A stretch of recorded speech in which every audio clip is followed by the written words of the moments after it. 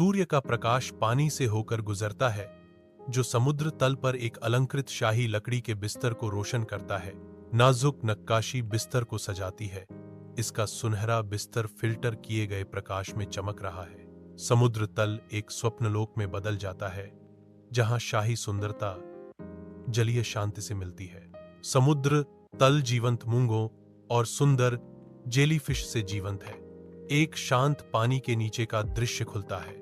एक सौम्य ऑक्टोपस, एक खुशमिजाज मछली और एक मुस्कुराती डॉल्फिन एक साथ आते हैं। उनकी उपस्थिति दृश्य की शांति को बढ़ाती है।